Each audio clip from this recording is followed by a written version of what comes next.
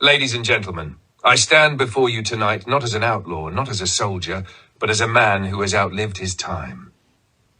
I have ridden across the battlefields of the Civil War, the lawless plains of the frontier, and the dusty roads of the outlaw trail. And now in my old age, I have watched the world change around me, until the life I once knew is no more than a tale told in dimly lit parlors.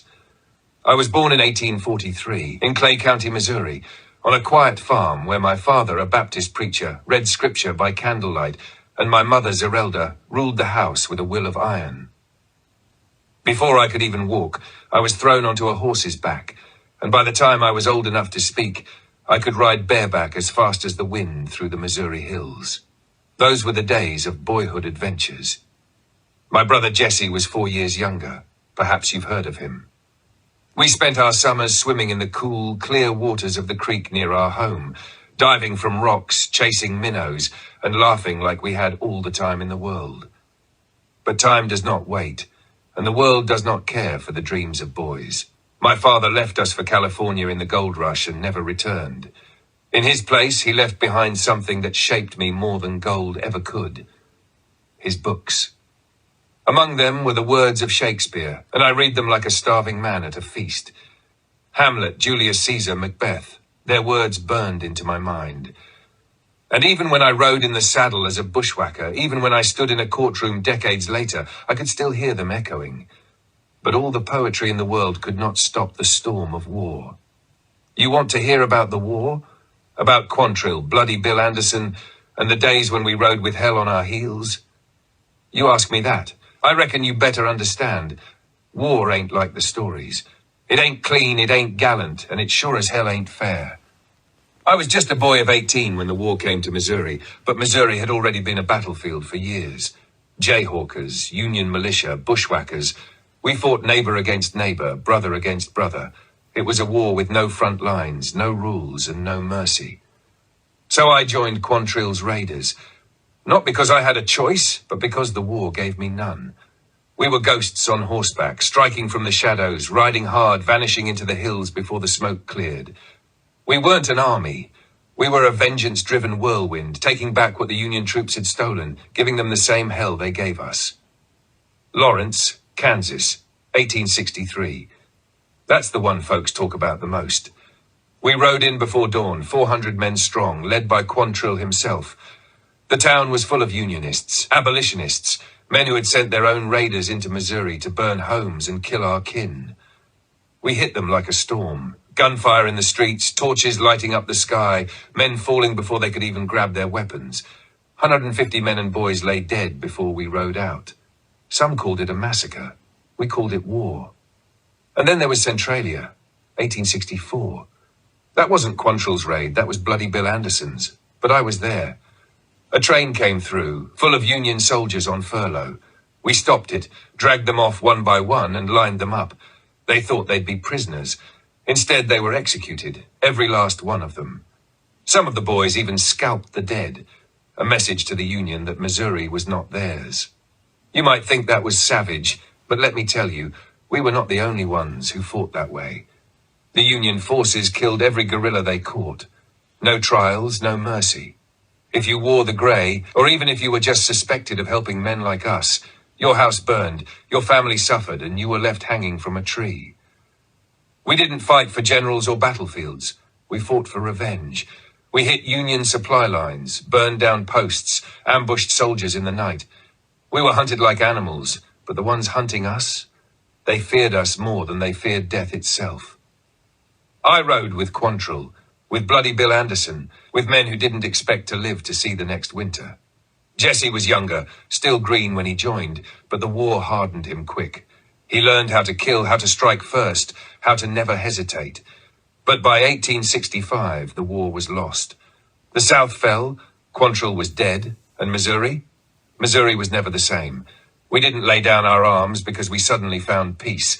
We stopped because there was nothing left to fight for. So you ask me about my exploits? There were plenty. Some I'll speak of, some I won't. War made men out of boys, monsters out of men. And when it was over, well, some of us never stopped riding. And when the war was done, Jesse and I, we fought on. For 15 years, Jesse and I, along with Cole Younger and our gang, robbed banks, trains, stagecoaches, and lived by the gun. We rode the best horses money could buy, stole them when we had to, and could outrun any lawman who dared chase us. We slept under the stars, in barns, in the homes of men and women who still saw us as Confederate heroes. And that brings me to something folks often ask me. Did I survive so long because I was such a good rider? You ask why I was such a fine rider. Because I had to be. I didn't learn to ride in a school or in a cavalry camp.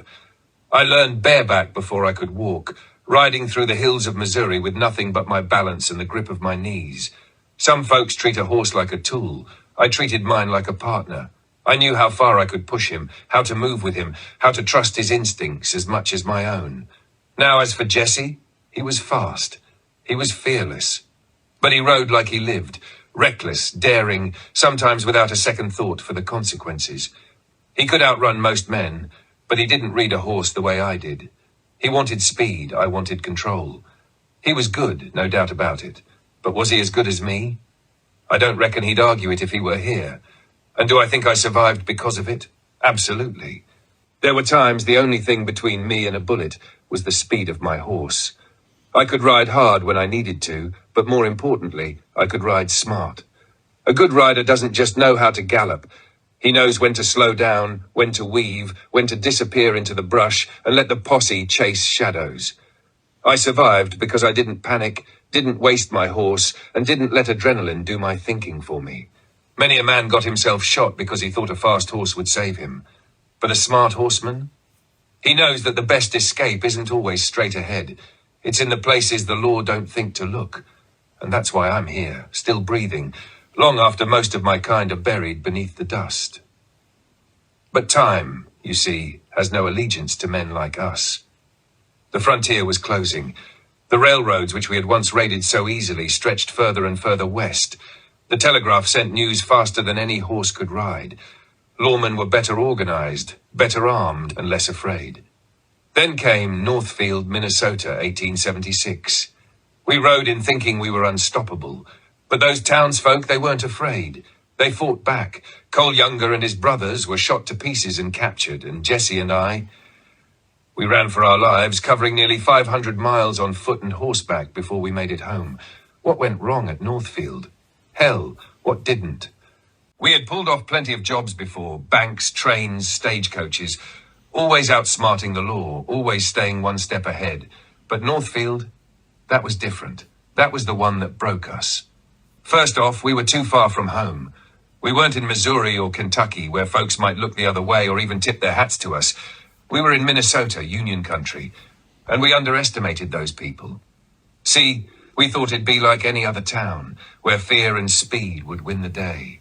We thought we could ride in, pistols drawn, and be out before anyone knew what hit 'em. But those folks, they didn't scare easy. We split into groups, some of us inside, some outside. The plan was simple. Get in, force the banker to open the safe and get out. But from the start, things went bad. The banker, Joseph Lee Haywood, refused to open the vault. He stood there and told us it was on a time lock, wouldn't budge no matter what we did. Maybe he was lying, maybe not. But we threatened him, pistol whipped him, even cut him with a knife.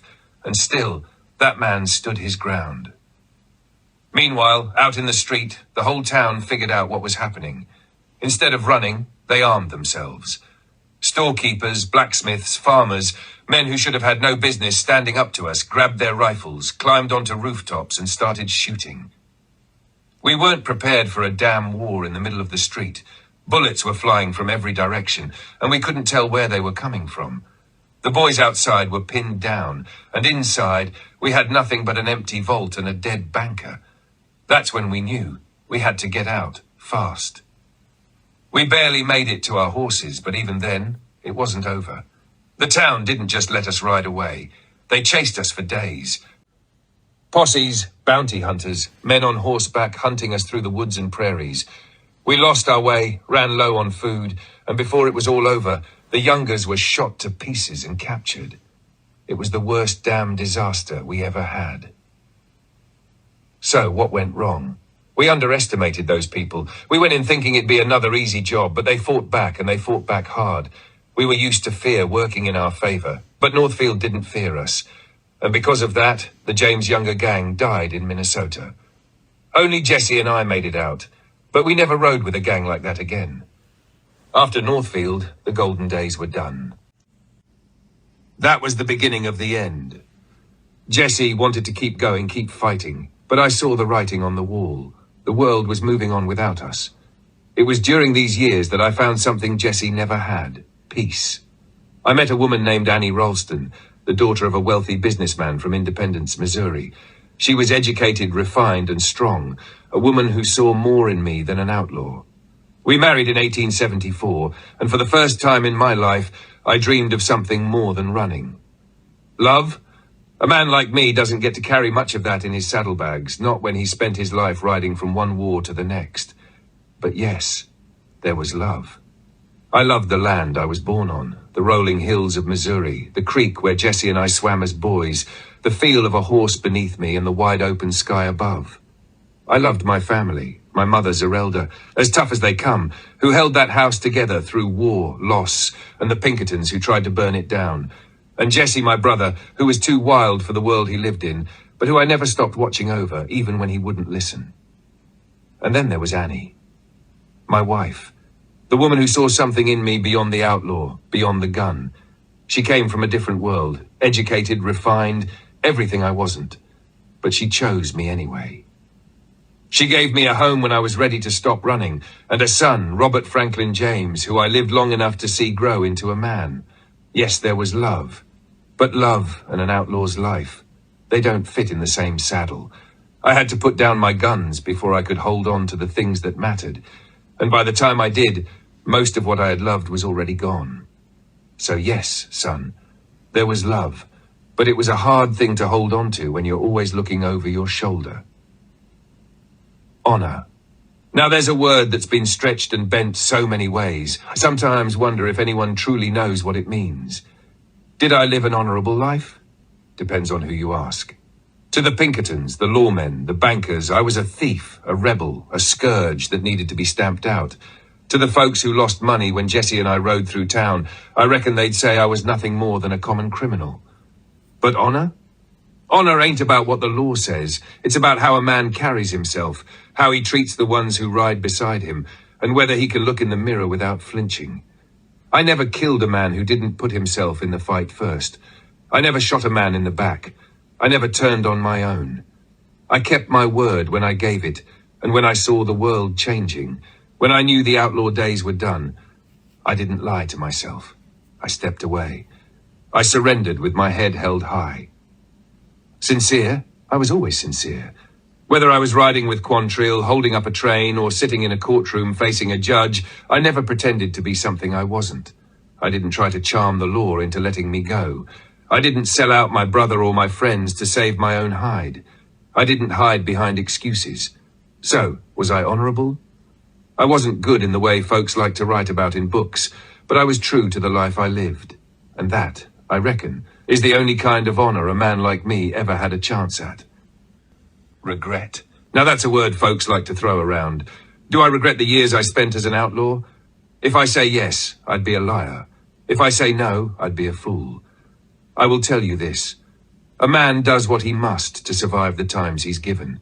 When the war ended, there was no homecoming for men like me, no warm welcome back into society.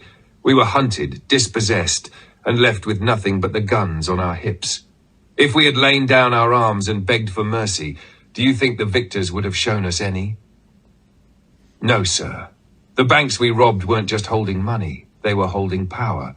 The kind of power that crushed men like us underfoot. The railroads weren't just laying track, they were laying claim to land that didn't belong to them. So no, I don't regret fighting back. I don't regret riding fast, shooting straight, or outsmarting the law when the law had already judged me guilty. But do I regret the hardship? The blood? The loss? Yes. I regret Jesse dying the way he did, shot in the back in his own home. I regret my mother losing a son and nearly losing her life at the hands of the Pinkertons. I regret the Youngers spending their best years behind bars while I had the luck to walk free. And I regret that the world changed faster than we could. You see, we weren't just running from the law, we were running from time itself.